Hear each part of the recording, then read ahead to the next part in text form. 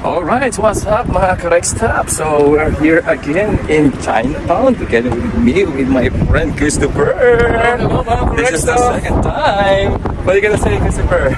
We're here again. It's our second time and I'm honored and privileged to be with Kuya Jordan at his last shorty before he signed off on December 3. Namaste. Yeah, so enjoy lang.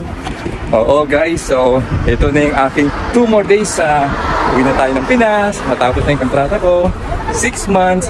So soon, si Christopher naman pagbalik ko January guys. So they give me only 5-6 weeks my vacation guys. So more on Pilipino po na tayo nun. So ngayon, sasamantalayin natin, nandito kami sa Chinatown. This is our second time guys. Chow chow hao. Ang Korean yun ah. So paano guys, mag-enjoy muna kami ni Christopher kasama yung mga girls dito. Yung dalawang hostel, sila Ruby. So guys, see you guys. I'll give you more update. Bye-bye. Woo!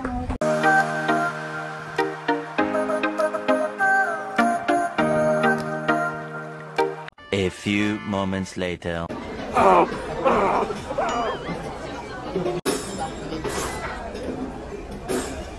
Guys, halika kain tayo guys. Ayun guys, nakahanap kami ng 4-seaters. So kami ni Christopher at saka dalawa kami nila Pro at saka ni Edin. Yeah, okay, so 4 kami dito. Wow! So guys, kakagutom! We made it guys, finally. Nabusog kami ng todo. Goodbye, Chinatown restaurant.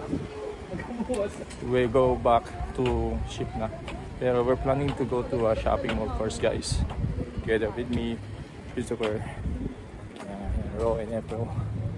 So guys, grabe. Sulit yung binayad namin guys. Bukas uli, babalik uli kami bukas kahit na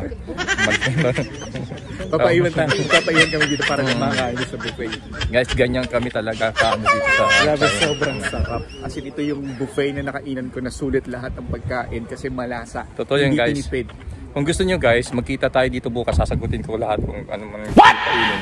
Balik tayo dito, sama ko kayo. What the fuck? Okay, kita tayo dito alas 8 ng umaga ha. Bye! Pwede na!